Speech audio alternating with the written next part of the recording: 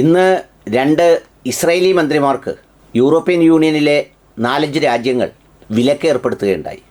ഈ ഫലസ്തീനിൽ തുടർന്നു വരുന്ന ഈ ആക്രമണം, ഈ യുദ്ധം, കുഞ്ഞുങ്ങളെ കൊല്ലൽ, അത് ഒരർത്ഥത്തിലും അവസാനിക്കാത്തവണ്ണം തുടർന്നു കൊണ്ടുപോകുന്നതിലുള്ള ഒരു പ്രതിഷേധമായിട്ടാണ് അത്തരമൊരു തീരുമാനം ആ രാജ്യം എടുത്തത്. അതുപോലെയുള്ള സംഗതികൾക്ക് കൂട്ടുനിൽക്കുന്ന വ്യവസായങ്ങൾക്കും വ്യാപാര സ്ഥാപനങ്ങൾക്കുമെതിരെ ആരെങ്കിലും ബോയ്ക്കോട്ടോ ബഹിഷ്കരണമോ അത്തരം കാര്യങ്ങളോ ഒക്കെ കൊണ്ടുവന്നാൽ തന്നെ അതിനെതിരെ വലിയ പൊല്ലാപ്പും ബഹളവും ഉണ്ടാകുന്ന സ്ഥലമായിട്ടാണ് നമ്മുടെ നാട് മാറിയിരിക്കുന്നത്.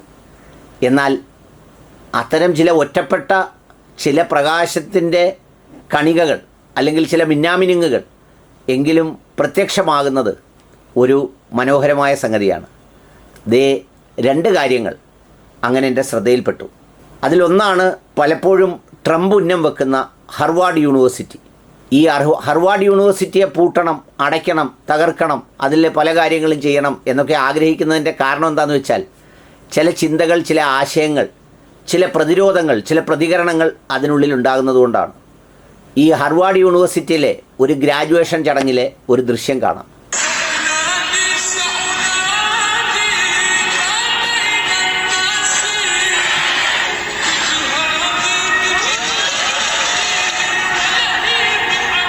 ഇത് നേരെ അപ്ലോഡ് ചെയ്ത് കാണിക്കാൻ കഴിയാത്തത് കോപ്പിറൈറ്റിൻ്റെ പ്രശ്നമുള്ളതുകൊണ്ടാണ്. ചിലപ്പോൾ വീഡിയോ തന്നെ ഡിലീറ്റ് ചെയ്യേണ്ടി വരും. എന്താ അവിടെ നടന്നതെന്ന് വെച്ചാൽ, അവിടെ ഈ ഗ്രാജുവേഷൻ സെറിമണിയുടെ സമയത്ത് ആ ഗ്രാജുവേഷൻ സെറിമണിയിൽ അതിൻ്റെ സർട്ടിഫിക്കറ്റ് വാങ്ങാൻ വന്ന ഒരു ഗ്രാജുവേറ്റ് തൻ്റെ കയ്യിൽ ഒരു ഫലസ്തീൻ പതാക ഒളിപ്പിച്ചു വച്ചിരുന്നു.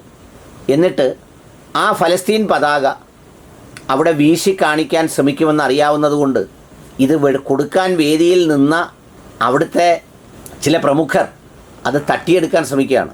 എന്നാൽ ഒന്നിന് പകരം 2 എണ്ണം കരുതിയ അവർ ഒന്ന് തട്ടിയെടുക്കാൻ കൊടുത്ത ശേഷം മറ്റൊന്ന് വീശി കാണിച്ച് തങ്ങളുടെ നിലപാട് പറയുകയുണ്ടായി. അതുപോലെ തന്നെയാണ് വളരെ പ്രശസ്തരായ ബെസലേൽ സ്ട്രോമിച്ച്, ബെൻ ഗീർ, അവർ ഈ യുദ്ധം തുടങ്ങിയ സമയം മുതൽ ഈ വംശഹത്യയ്ക്കും അതുപോലെയുള്ള കൊന്നുതള്ളുന്നതിനും ആവേശപൂർവ്വം നിൽക്കുന്നവരാണ്. അവർ UK, Canada, Australia, New Zealand, Norway അടക്കമുള്ള രാജ്യങ്ങൾ അവർക്ക് ഉപരോധം ഏർപ്പെടുത്തി. അവരുടെ സന്ദർശനത്തെ വിലക്കി. അവരുടെ ഈ പറയുന്ന ഏർപ്പാടുകൾക്ക് തടയിട്ടു. ഇതൊന്നും ഫലപ്രദമായ ഒരു ജനത അനുഭവിക്കുന്ന കഷ്ടനഷ്ടങ്ങൾക്ക് മതിയായതോ ഒരു പരിഹാരമൊന്നുമല്ല. എങ്കിൽ പോലും ഒറ്റപ്പെട്ടവരെങ്കിലും മുട്ടിലെഴയാതെ ചില ശരികൾ, അല്ലെങ്കിൽ അങ്ങ് നമ്മൾ പറയില്ലേ അതിൻ്റെ നെല്ലിപ്പലക കണ്ടു കഴിഞ്ഞെങ്കിലും അതിനോട് പ്രതികരിക്കാൻ തുടങ്ങുന്നു എന്ന് പറയുന്ന ഒരു പ്രതീക്ഷയുടെ സന്ദേശം.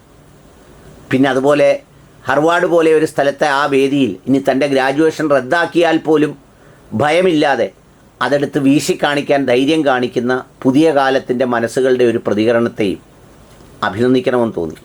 അതുകൊണ്ട് പറഞ്ഞു എന്നേ ഉള്ളൂ.